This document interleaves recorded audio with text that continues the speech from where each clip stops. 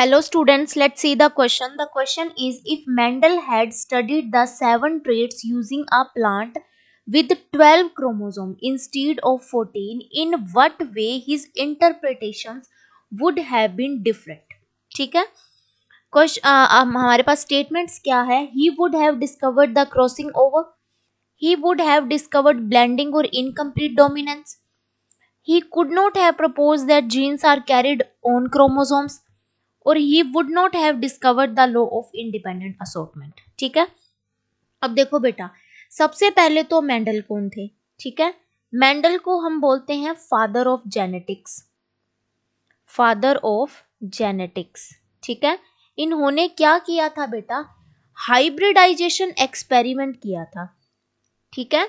Hybridisation experiment किया, किसके ऊपर किया था बेटा, पी प्लांट के ऊपर. ठीक है. अब पी प्लांट के अंदर क्या थे बेटा, 14 क्रोमोसोम्स थे. ठीक है. 14 क्रोमोसोम्स.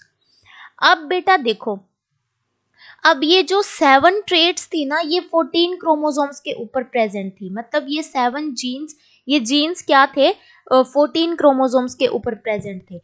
अब क्या दे रखा है बेटा इसमें कि अगर ये जो जीन्स है ये 14 क्रोमोसोम्स को छोड़ के ओनली 12 क्रोमोसोम के ऊपर अगर अरेंज रहते तो, ठीक है, तो बेटा अगर वो ओनली 12 क्रोमोसोम के ऊपर ही प्रेजेंट रहते तो क्या होता कि किसी ना किसी क्रोमोसोम्स के ऊपर एक से ज्यादा जीन प्रेजेंट होता, ऑब्वियसली होता. तो अगर सेम क्रोमोसोम के ऊपर अगर वो जीन्स प्रेजेंट है ना बेटा, तो वो क्या बोलेंगे, हम उन्हें लिंक्ड जीन्स बोलेंगे. ठीक है.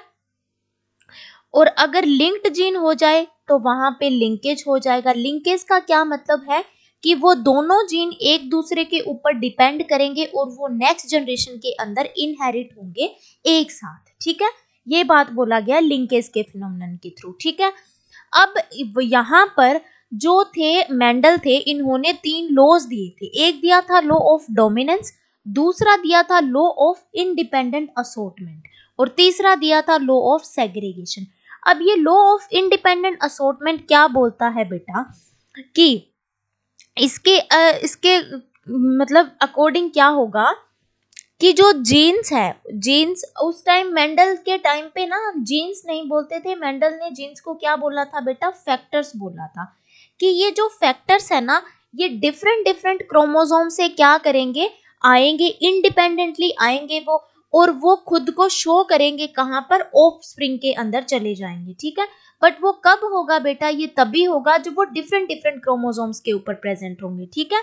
तो अगर यहाँ पे 12 क्रोमोसोम्स ही लेते तो यहाँ पर कहीं ना कहीं पर वो जीन्स क्या रहते, लिंक्ड हो जाते और वहां पे लिंकेज हो जाती. और लिंकेज वाला फिनोमेनन तो मेंडल साहब ने दिया ही नहीं था. तो इन्होंने क्या किया था, तो अगर उस टाइम अगर लिंकेज हो जाती तो हम लॉ ऑफ इंडिपेंडेंट असॉर्टमेंट को नहीं देख सकते थे. तो इसकी वजह से ये वाला बोला गया है कि अगर मेंडल ने 12 क्रोमोसोम्स की 14 क्रोमोसोम्स की जगह अगर 12 क्रोमोसोम्स लिए होते तो वो इंडिपेंडेंट असॉर्टमेंट को डिस्कवर नहीं कर पाते. ठीक है. तो इस अकॉर्डिंग हमारा डी ऑप्शन करेक्ट हो जाता है. ए क्या बोल रहा है, he would have discovered the crossing over. तो उन्होंने क्रॉसिंग ओवर को तो वैसे ही डिस्कवर किया था, तो ये वाला गलत हो गया. बी बोल रहा है he would have discovered the blending और इनकम्प्लीट डोमिनेंस. नहीं, ये भी नहीं होता है. सी बोल रहा है he could not propose the genes are carried on the chromosomes.